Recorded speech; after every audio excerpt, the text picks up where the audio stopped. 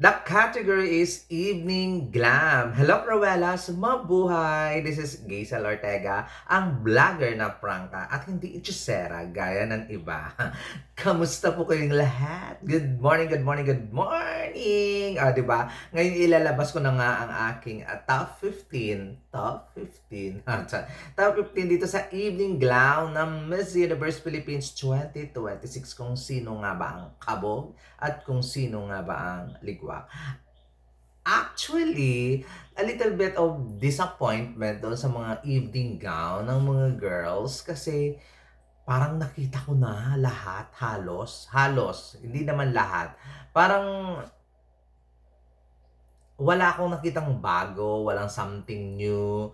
Tapos, hindi ibig sabihin kasi ng evening glam ay magsuot ka ng mga glamour para maging glam.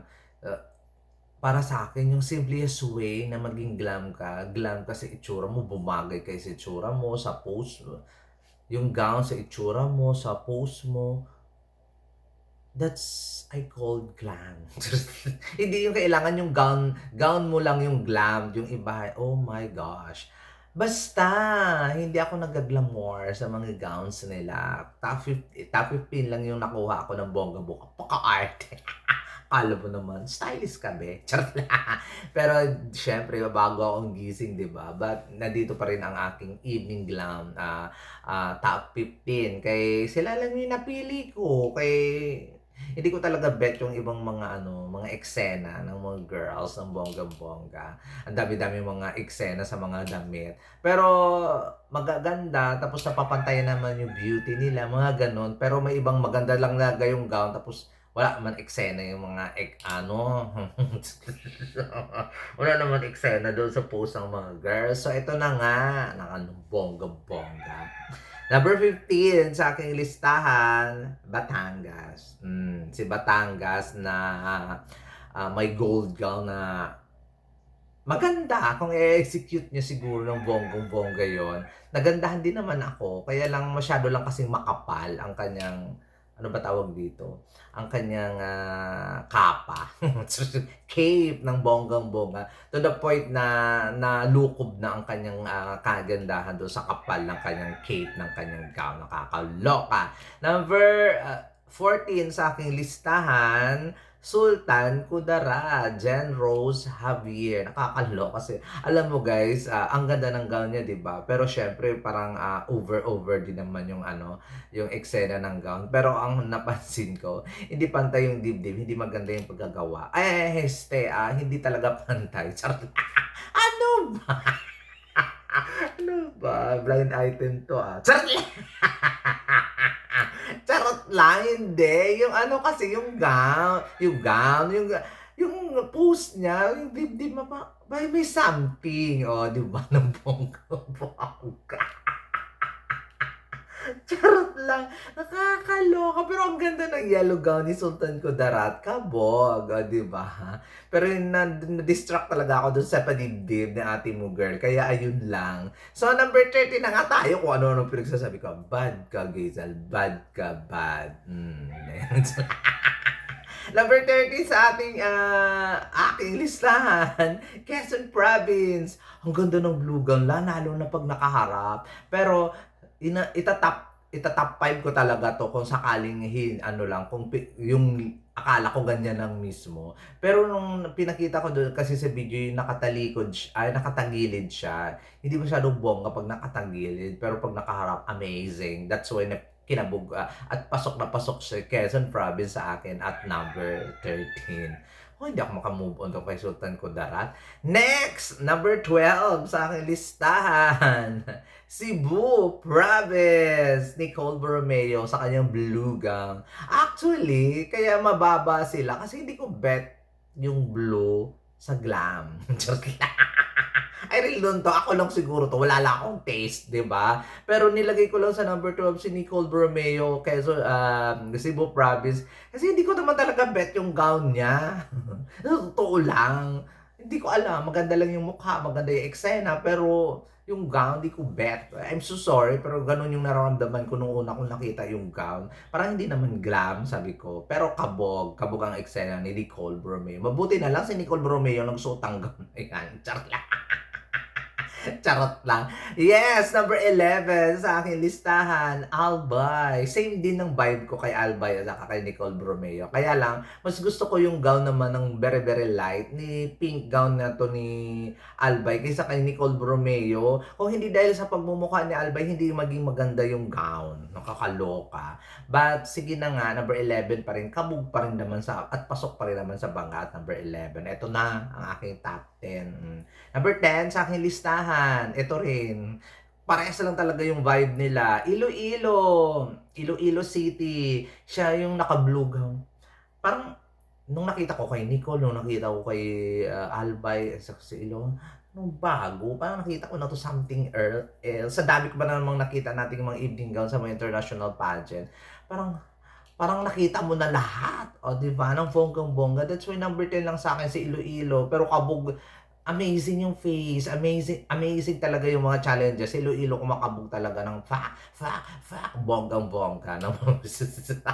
Kaya pasok sa akin sa number 10 si Iloilo. Kasi same lang yung mga vibes from number 10 to number 15. Parang same lang sila ng vibe. Parang, oh my God, ano ba? Parang hindi siya, kasi hindi ka, parang nararamdaman ko na, parang nasuot na to ng iba, or dahil sa pagkakamukha ng mga gown, akala ko nasuot na, hindi naman pala. Mga ganung level. That's why ganun yung feeling ko. So, number 9 na tayo. Number 9 tayo. Dito tayo sa orange gown ni Camiguin. I love her. Napakasimple, pero glamorosa ang kanyang fest.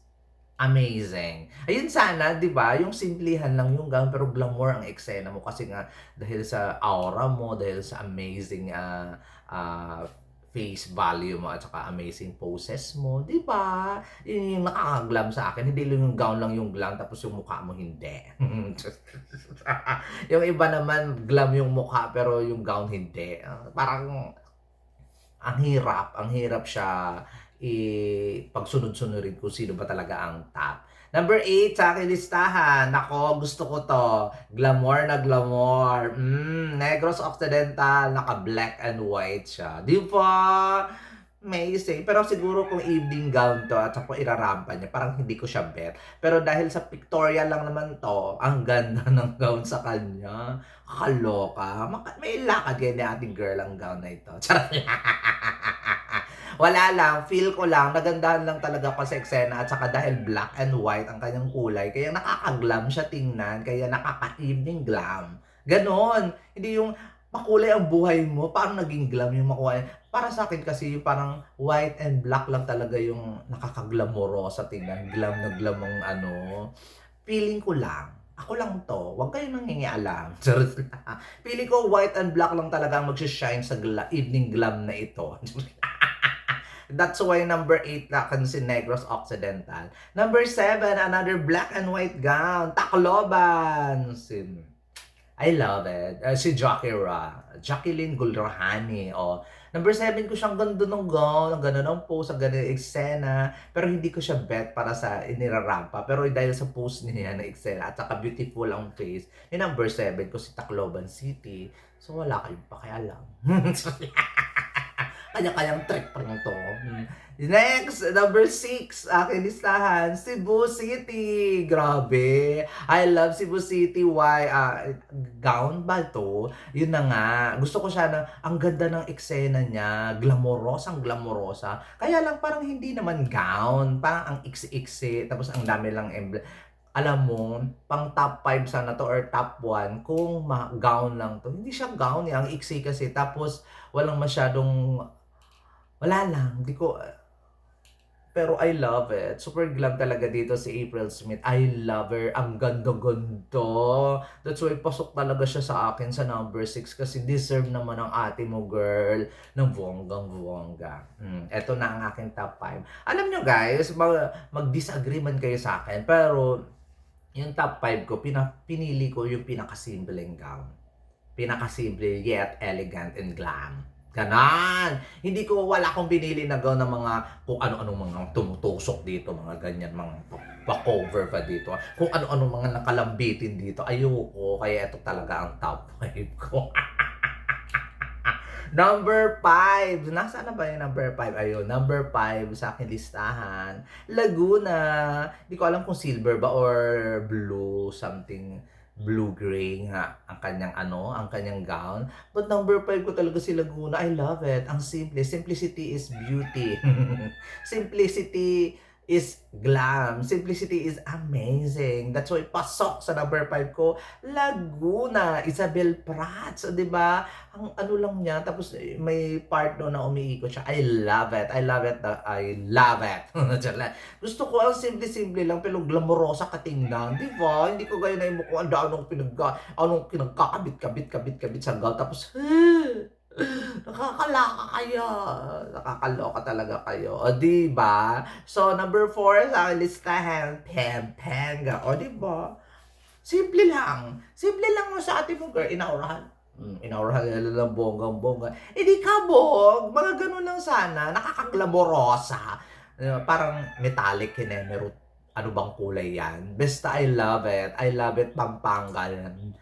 Love it. Ganon. Yung simple yung gown pero nagagawa mong glamorosa yung itsura mo at saka glamorosa yung eksena mo dahil sa kasimplihan ng gown mo. Ayun na, evening glam. The category is evening glam. Hindi yung gown lang yung glam, tapos yung mukha mo hindi. Tapos minsan glam lang yung mukha, pero yung gown mo hindi. Nakakaloka. Ito na nga, number 3 sa aking listahan. La Union. I love purple. Ang cute. Pero not to the point na kabog yung gown ha. I love the kulay at the everything about La Union. But, eto may but ha. Nag-expect ako ng more.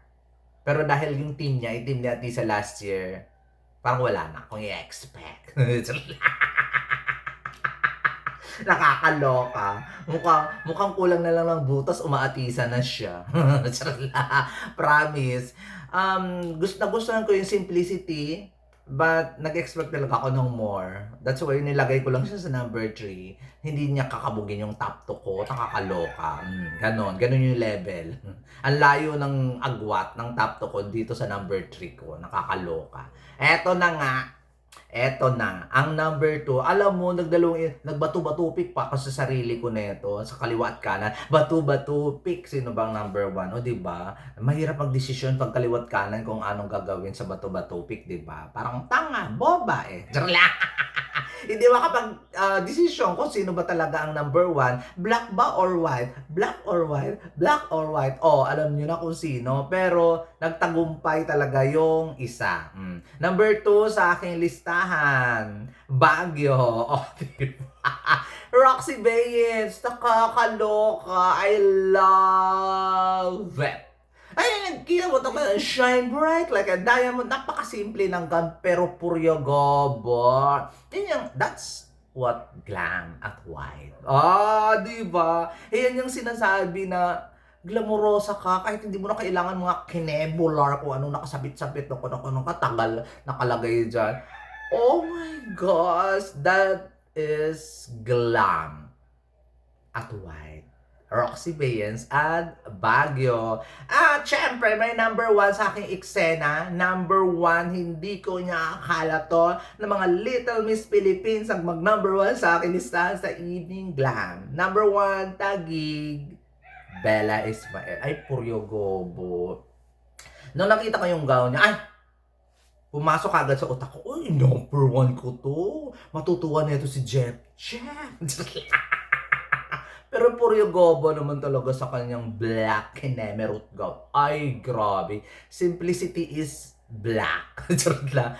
Glam is black. Oh my God, ang ganda talaga. I really don't ako pares lang tayo ng taste ha. Syempre, iba naman yung taste ko when it comes sa gown at iba naman yung inyo. Respetuhin na lang natin yung kaya po nating taste.